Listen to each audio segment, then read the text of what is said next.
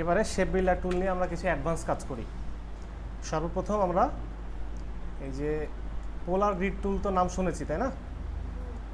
পোলার grid টুল, আমরা shift চেপে ধরে পোলার গ্রিড টুল নিব। তো খেয়াল করেন এখানে আমার অনেকগুলা পার্টিশন দেখা যাচ্ছে এবং অনেকগুলা বৃত্ত দেখা যাচ্ছে। এতগুলা বৃত্ত আমার দরকার নাই, আমার বৃত্ত লাগবে হচ্ছে 3টা। বৃত্ত লাগবে কয়টা? 3টা। আর পার্টিশন একটাও দরকার নাই। তো এই অবস্থায় আমরা শিফট ধরে রেখে বৃত্তটা নিয়ে ফেললাম। এখন এখানে এই যে 3টা বৃত্ত নিয়েছি, 3টা বৃত্তই তো আমার একটা হয়ে আছে, গ্রুপ হয়ে আছে, তাই না? আমরা এটাকে আনগ্রুপ করে ফেলবো। মাউসের রাইট ক্লিক করে আনগ্রুপ, দেখবো যে প্রত্যেকটাই আনগ্রুপ হচ্ছে কি না। আনগ্রুপ না হওয়া পর্যন্ত আমরা বারবার ক্লিক করব। লাইন সেগমেন্ট টুলের মধ্যে দেখেন। আচ্ছা, খেয়াল করেন, আগে দেখেন তারপরে প্র্যাকটিস করেন। তো এখান থেকে আমাদের মাঝের যে বৃত্তটা আছে, একেবারে ভিতরে যে বৃত্তটা, এটাকে আমরা অল্প একটু বড় করব, খুব বেশি না।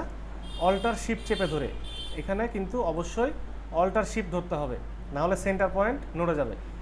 অল্টার শিফট ধরে রেখে আমরা এই বৃত্তটাকে একটুখানি বড় করলাম, আর মাঝের যে বৃত্তটা এটাকে একইভাবে অল্টার শিফট চেপে ধরে একটুখানি ছোট করে দিলাম। ক্লিয়ার? এই অবস্থায় আমরা এখন যেটা করব, একটুখানি জুম করে ফেলতে পারি।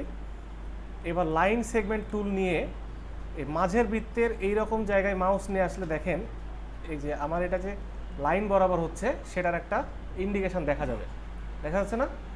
এই অবস্থায় আমরা এখান থেকে মাউস ক্লিক করে শিফট চেপে ধরে টান দিব একেবারে বাইরে পর্যন্ত। তাহলে কি হবে, আমার এখান থেকে এই পর্যন্ত একটা সোজা লাইন তৈরি হয়ে গেল।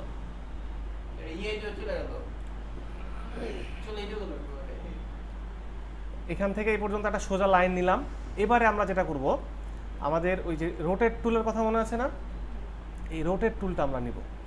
রোটেট টুল নিয়ে দেখেন অ্যাঙ্কার পয়েন্ট তো এখানে আছে, এটা সিলেকশন আছে লাইনটা। আমরা এই লাইনটাকে সিলেকশন রাখা অবস্থায় এই বৃত্তের এই জায়গায় মাউস নিয়ে গেলে একটা সেন্টার পয়েন্ট দেখতে পাবো। আচ্ছা, সেন্টার পয়েন্টটা দেখা যাচ্ছে না, না? তো দেখা না যাক, সমস্যা নাই। আমরা যে কাজটা করব, যদি সেন্টার পয়েন্ট দেখতে না পাই সেক্ষেত্রে আমরা এখান থেকে একটা লাইন ক্রিয়েট করব। এই যে বোঝা যাচ্ছে না যে এটা সেন্টার, এখান থেকে শিফট চেপে ধরে একটা লাইন নিলাম। একইভাবে উপর থেকে আমরা লম্বালম্বিভাবে একটা লাইন নেব।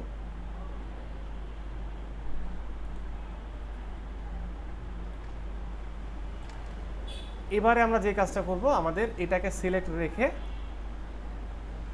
আমরা রোটেট টুল দিয়ে এই জায়গায় ক্লিক করব। তাহলে কি বুঝতে পারলাম, আমাদের এটাকে রোটেট করব এটাকে কেন্দ্র করে। এবার একটা জিনিস দেখেন, গতদিন আমরা দেখেছিলাম মাউস চেপে ধরে এভাবে টান দিয়েছিলাম, তাই না?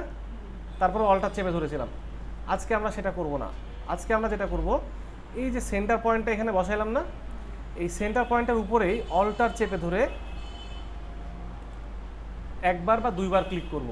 এটা ডাবল ক্লিক করা যাবে না, একটু সময় দিয়ে একবার বা দুইবার ক্লিক করব, তাহলে আমাদের এইরকম অপশনটা চলে আসবে। এখন এই অপশনটা থাকা অবস্থায় দেখবেন, খেয়াল রাখবেন এখানে যেন অ্যাঙ্কার পয়েন্টটা থাকে। তো এখানে আমরা মূলত আমাদের যে বৃত্তটা এটাকে 3টা ভাগে ভাগ করব। তাহলে একটা বৃত্ত আমাদের কত ডিগ্রি থাকে? 360 ডিগ্রি। এই বৃত্তটাকে 3 ভাগে ভাগ করলে হবে 120 ডিগ্রি। আমরা এখানে 120 ডিগ্রি লিখে দিব, 120।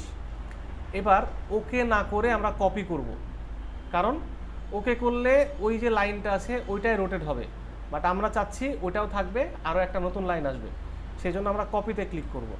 তাহলে দেখেন এখানে আমাদের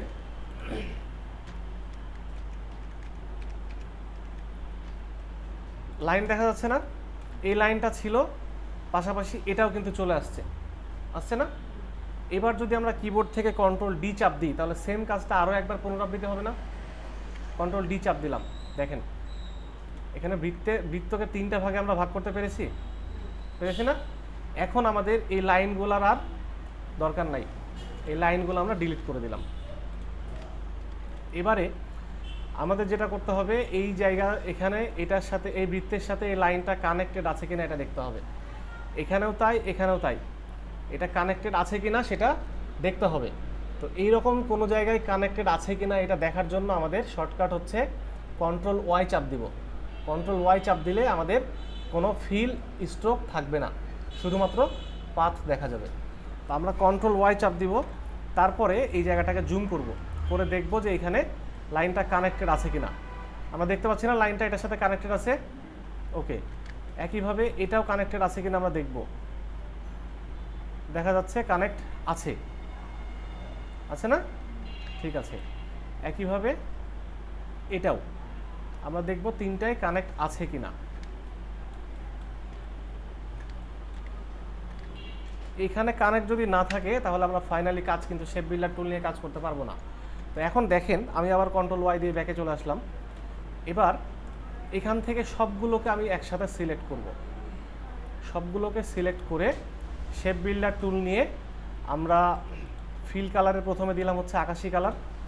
এরপর এই যে মাঝে এখানে একটা ফিল দেওয়া যাচ্ছে না, আমরা এখানে একটা ক্লিক করলাম, আকাশি কালার হয়ে গেল। এবার আমরা নিব হচ্ছে লাল কালার। আমরা লাল কালার নিয়ে উপরে একটা ক্লিক করব। এই অংশে দেখবেন প্রত্যেকটা কিন্তু সেপারেট ভাবে, জি, প্রত্যেকটা কিন্তু সেপারেট ভাবে এখানে হাইলাইট হচ্ছে। এই হাইলাইটটা যদি না হয়, যদি এমন হয় যে পুরোটাই একসাথে হাইলাইট হয়ে যাচ্ছে, তাহলে বুঝতে হবে আপনার এখানে এই লাইনগুলা কানেক্টেড নাই, আপনাকে সেটা আবার ভালোভাবে নিতে হবে। তো এখান থেকে আমরা এটার উপরে লাল দিয়ে ফেললাম, তারপরে অন্য একটা কালার নিয়ে আবার যেখানে দেওয়া দরকার সেখানে দিলাম।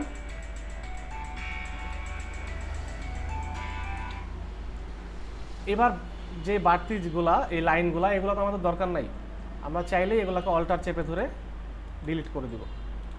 আর এখানে খেয়াল করেন আমার প্রত্যেকটা শেপের সাথে কি স্ট্রোক দেখা যাচ্ছে না, এই স্ট্রোকগুলো আমরা এখান থেকে ডিসেবল করে দেব। এটা হলো আমাদের গুগল ক্রোমের লোগো। তো এই লোগোটা আপনারা বানানো প্র্যাকটিস করবেন।